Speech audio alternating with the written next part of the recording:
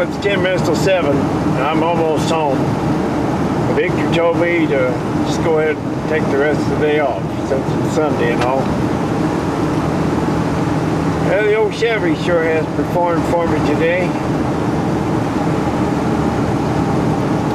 Pretty good old truck.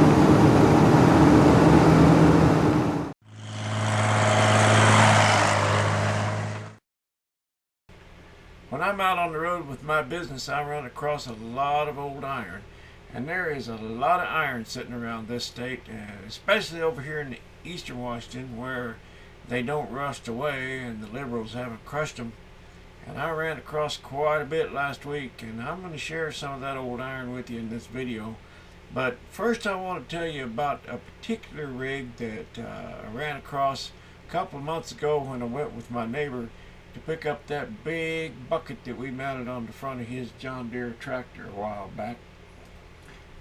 Now the place we went to get that bucket's probably about, I don't know, about 10 miles from where I live, I guess. And this old boy now, he's got some stuff. Now if you look real close, you can see a little blue dot down there. And that's the rig I want to tell you about. Let's zoom in and take a closer look at that rig. Well, there she is. Ain't she a beauty? I'm going to tell you a little more about this truck, but before I do that, let's back up just a little bit.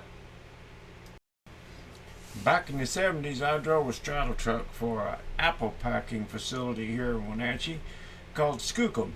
Skookum is a Native American word that means the very best or very, very good, and that's the sign that was up on top of the building at the time. Now, the sign's still on the building. Although the packing facility is long gone, the building now houses an Office Depot and a couple of other businesses. Now, for those of you who don't know what a straddle truck is, it's a tractor trailer type rig that hauls the fruit from the orchards into the packing facility. Now, this is a little bigger rig than the one I drove. The one I drove hauled 18 bins, and this one hauls 24, so this one's a little bit longer. But they set these bins on a skid out in the orchard, and when you're backing over that, you got about 4 inches clearance on each side.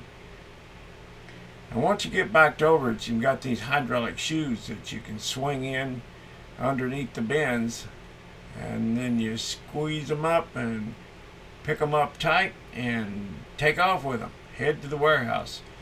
And once you get to the warehouse, you just set them down on another skid. You straddle the skid and set them down, and then you take off, and the forklift drivers can haul them away when you're already off to get your next load.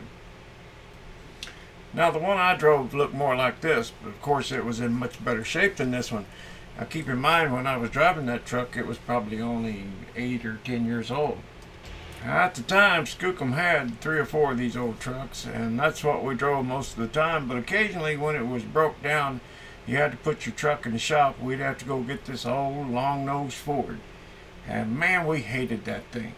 Not because it was a bad truck. It was fun to drive, but you just sat so low in it, you couldn't see to get back up over your load.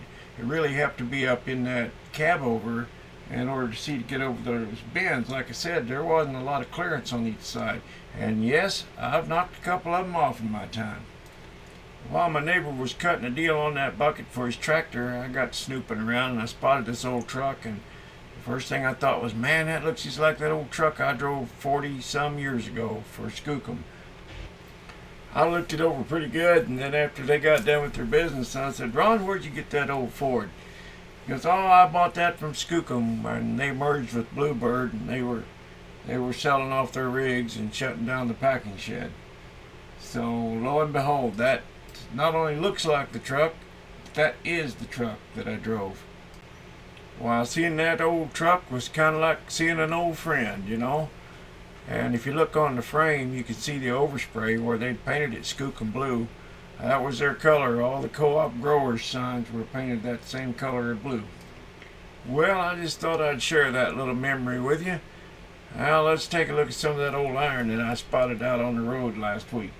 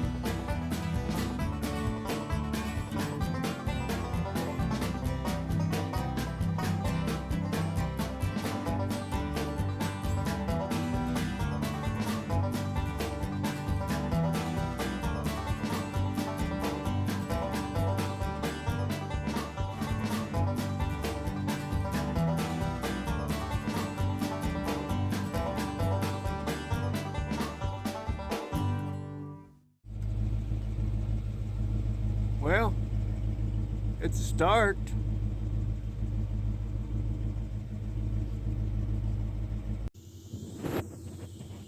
Even the old dash should make a nice wall hanger.